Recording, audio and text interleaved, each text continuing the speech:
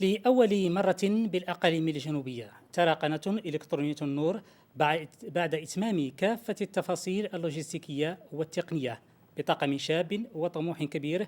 تدخل قناة سود فانتكات عالم الصحافة من الباب الإلكتروني. تفاصيل أوفى مع محمد تيروزي والصالح الرقيبي. اجتماع أولي هنا لفريق القناة الإلكترونية قبيل بدء العمل. مع البداية يتم تقديم توضيحات حول تفاصيل البرامج والنشرات التي سيتم بثها هذا اليوم على القناة الإلكترونية، والتي رأت النور لأول مرة منذ نحو سنة بعد إتمام تجهيزها بالوسائل والمعدات الخاصة بالتصوير والبث رغم إكراهات الدعم في بداية هذه التجربة.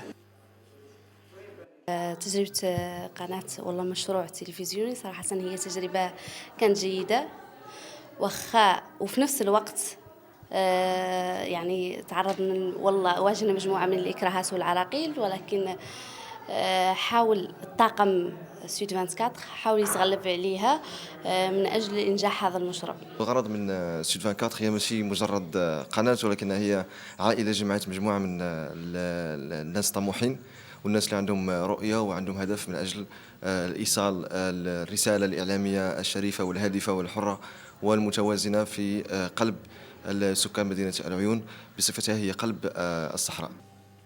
السلام عليكم وأهلا بكم.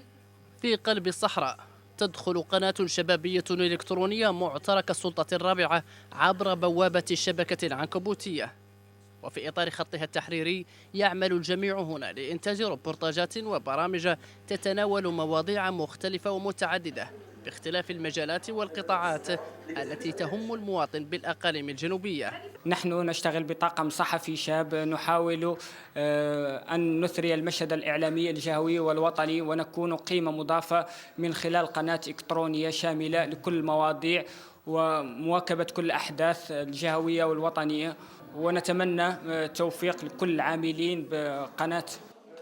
العاملون بالقناة الإلكترونية تحمسوا منذ أن كان المشروع فكرة، وبعد ترجمتها على أرض الواقع بدأت الإنتاجات الصحفية تتزايد طمعا من الطاقم الشاب في إنجاح القناة وحتى تضع قدمها أيضا ضمن أهم القنوات الإلكترونية.